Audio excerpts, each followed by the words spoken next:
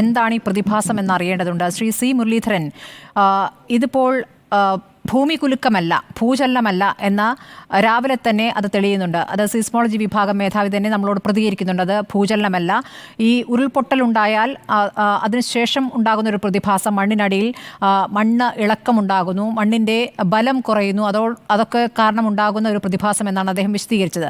ഈ പ്രതിഭാസത്തിനൊരു പേരുണ്ടോ?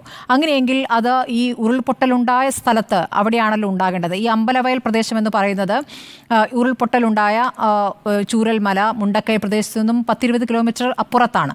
അവിടെയാണ് ഈ വലിയ ശബ്ദം, അത്ര ആഘാതത്തോടുകൂടി ആ ശബ്ദം കേൾക്കുകയും പ്രകമ്പനം ഉണ്ടാവുകയും ചെയ്തു. പ്രകമ്പനം വീടുകൾക്കൊന്നും നാശമൊന്നും ഉണ്ടാക്കിയിട്ടില്ല എന്നുള്ള സത്യം അവിടെ നിൽക്കുമ്പോഴും ആ ശബ്ദം അത്ര ഉറച്ചു കേട്ടത് അവിടെയാണ്. പിന്നെയാണ് അത് വിവിധ ജില്ലകളിൽ അതുപോലെ കേട്ടു. കോഴിക്കോട്ടെ മലയോര പ്രദേശങ്ങൾ, മലപ്പുറത്ത്, പാലക്കാട്, തൃശ്ശൂർ, ഇവിടെയൊക്കെ ഉണ്ടായ അതേ സമയത്ത് നിന്ന് കേൾക്കുന്നു. ഇതൊരൊറ്റ സ്ഥലത്തു നിന്ന് കേട്ട ശബ്ദമാണോ അതോ പലയിടത്തായി ഉണ്ടായതാണോ? എന്താണ് ഇതിനെ വിളിക്കേണ്ടത് ശ്രീ സി മുരളീധരൻ?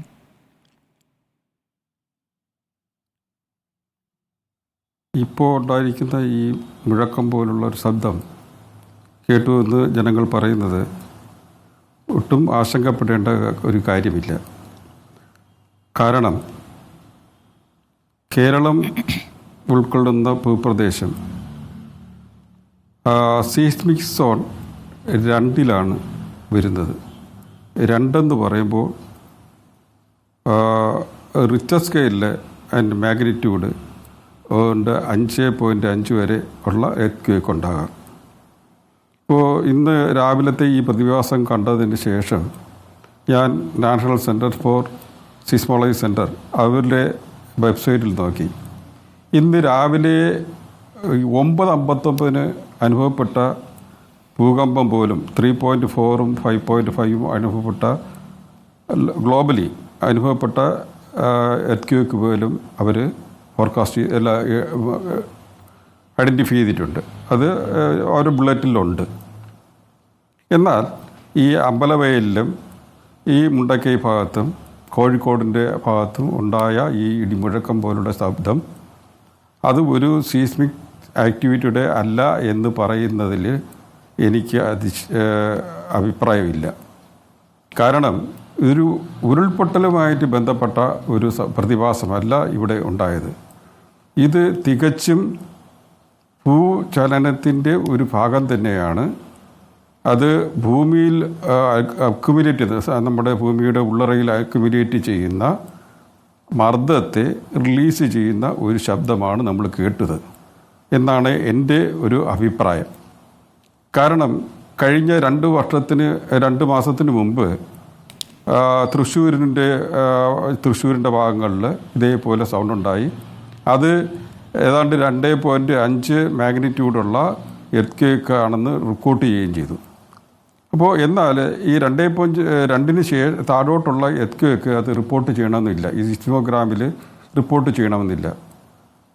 അങ്ങനെ വരുമ്പോൾ നമുക്കത് എർത്ത് അല്ല എന്ന് പറയാൻ പറ്റില്ല. ഇത് എർത്ത് എന്ന് പറയുന്നതിന് കാരണം ശ്രീ മുരളീധരൻ, ഇതിപ്പോൾ ഈ ഭൂകമ്പ മാപനികളിൽ ഒന്നിലും തന്നെ ഈ ഭൂചലനം രേഖപ്പെടുത്തിയിട്ടില്ല എന്നാണ് വിദഗ്ധർ പറഞ്ഞത്. ഞാൻ താങ്കളിലേക്ക് വരാം. ഞാൻ മിനിസ്റ്റർ കട്ടായിരിക്കും, താങ്കൾ പറഞ്ഞോളൂ. അത് തന്നെയാണ് എനിക്ക് പറയാനുള്ളത്. എന്നാൽ എല്ലാ ഭൂകമ്പങ്ങളും ഭൂകമ്പ മാപനിയിൽ റെക്കോർഡ് ചെയ്യണമെന്നില്ല. പക്ഷേ ഇതൊരു നമ്മൾ പാനിക്കാവേണ്ട ഒരു കാര്യവുമില്ല. കാരണം ഞാൻ നേരത്തെ പറഞ്ഞു, കേരളം ഉൾക്കൊള്ളുന്ന ഒരു ഭൂപ്രദേശം സീസ്മിക് സോൺ 2-ലാണ് വരുന്നത്. അവിടെ ഒരു വലിയ മാഗ്നിറ്റ്യൂഡുള്ള ഒരു എർത്ത് ഉണ്ടാകത്തില്ല. ഇത് ഭൂമിയിലുണ്ടായ അടിഞ്ഞുകൂടിയ മർദ്ദം റിലീസ് ചെയ്ത ഒരു സൗണ്ടാണ് നമ്മൾ കേട്ടത്. അങ്ങനെയെങ്കിൽ ശ്രീ സി മുരളീധരൻ, അത് ഈ ഉരുൾപൊട്ടലിന്റെ തുടർച്ച, അതിന്റെ തുടർ പ്രതിഭാസമായിട്ടാണ് വിശദീകരിക്കുന്നതെങ്കിൽ എന്തുകൊണ്ട് അത് വയനാട്ടിൽ ഒതുങ്ങിയില്ല, മറ്റു ജില്ലകളിലേക്കും? ഇല്ല, ഞാൻ ഒരിക്കലും പറഞ്ഞില്ല ഇത് ഉരുൾപൊട്ടലിന്റെ പ്രതിഭാസമായിട്ട് ഞാൻ പറയുന്നില്ല. ഇത് കേരളത്തെ സംബന്ധിച്ചോളം നമുക്കൊരു ലീനിമെന്റ് മാപ്പുണ്ട്. അത് 3 ഡയറക്ഷനിലാണ് പോകുന്നത്. ഒന്ന് നമ്മുടെ സൗത്ത് വെസ്റ്റ്, താങ്കളിലേക്ക് വരാം.